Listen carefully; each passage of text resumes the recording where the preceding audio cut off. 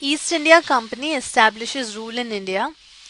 This video is brought to you by Unacademy in association with Gyan Center. In the previous video, we saw how the English East India Company came to India for trading. Now we will look at the detailed aspects of the East India Company establishing its rule over India. The efforts made by the company is spread over 200 years. That is, from the early 1600s till the 1800s. The events begin in the year 1610 when the company first established its post in Surat by chasing away a Portuguese naval squadron. And the events end in the year 1857 when the Great Revolt of India took place. 4 years after establishing its first post in India, company's official Sir Thomas Roe got permission to set up factories from the Mughal Emperor Jahangir. So in the year 1651, the first English factory was set up at Hooghly. This factory became the base at which all the company's traders operated. As trade expanded, the traders and merchants moved near the factory. So in 1698, the factory was fortified to Fort William.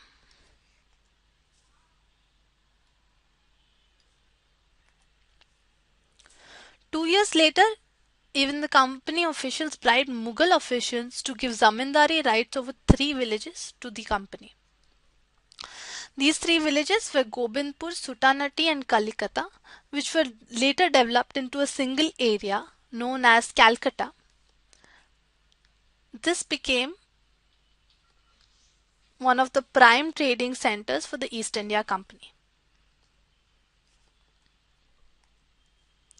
The company officials also persuaded Aurangzeb, who was the Mughal emperor, to issue a royal order allowing company the right to trade duty-free. This royal order was often called as the Farman. The company officials often misused this Farman. Some of them carried on private trade but refused to pay taxes to the government. This brought about many conflicts between the Nawab of Bengal and the company. And these conflicts led to one of the famous battles of Indian history, the Battle of Plassey. When Aurangzeb died in the early 1700s, the Nawabs of Bengal asserted their power and autonomy. Murshid Quli Khan was one of the first Nawabs to do so. He was succeeded by Alivardi Khan, who was later succeeded by Sirajudullah. Murshid Quli Khan was a strong ruler. He refused to grant concessions, demanded tributes for companies' right to trade, and denied right to mint coins. He even accused the company of deceit. When Alivardi Khan also died in 1756, Sirajudullah became the Nawab. Company, being scared of his power, tried to help one of Sirajudullah's rivals to become the Nawab, but it failed. Siraj got angry and got stricter with the company and asked them to pay revenues to stop fortification. Negotiations failed. The Nawab marched with some 30,000 soldiers to the English factories at Qasim Bazar and captured company's officials, locked the warehouses and disarmed all Englishmen and blockaded English ships. Then he marched to Calcutta to establish control over the company's fort over there. On hearing the news of fall of Calcutta, the company officials in Madras sent forces under the command of Robert Clive, reinforced by naval fleets. In 1757, Robert Clive led the company's army against Sirajudullah at Plassey. The main reason of defeat of the Nawab was that the forces led by Mir Zafar, who was a commander in the Nawab's army, never fought the battle. The company had managed to secure Mir Zafar's support by promising to make him Nawab after the Siraj's defeat.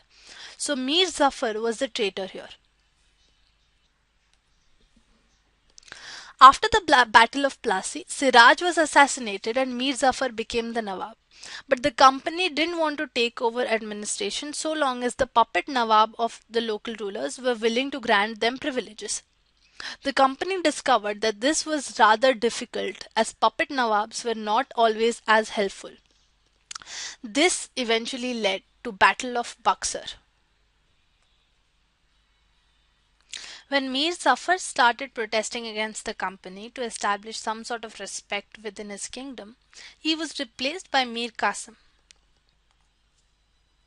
When Mir Qasim also started complaining, in June 1763, that is 6 years after the Battle of Plassey ended, under Major Adams, British defeated Mir Qasim and won over some small places like Girias, Suti, Udainala, etc. in Bengal.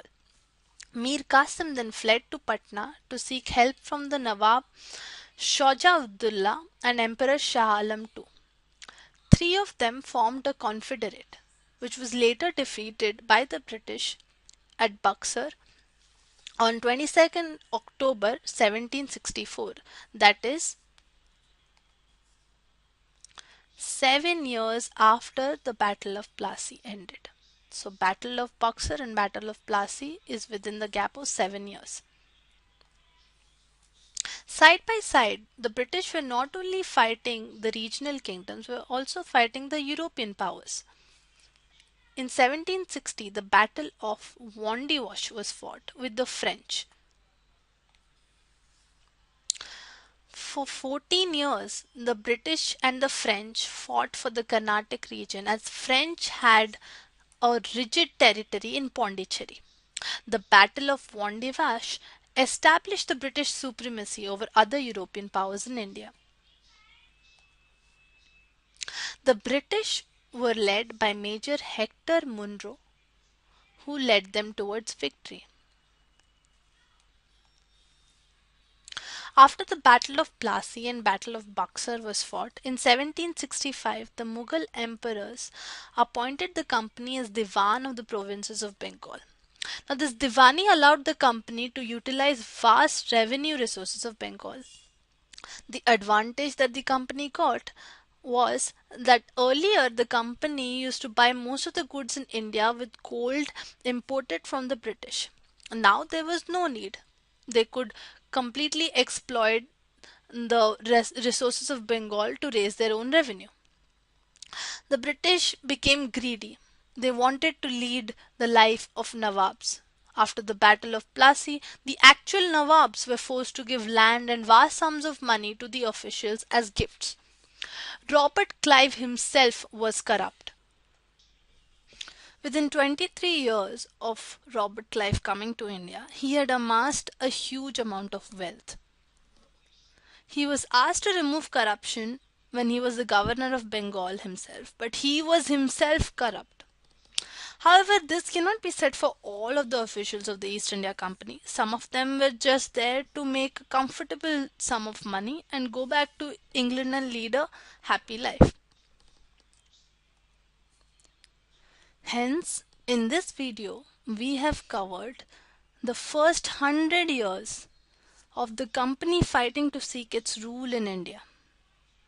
The next transition from the 1700s to the 1800s will be done in the next video.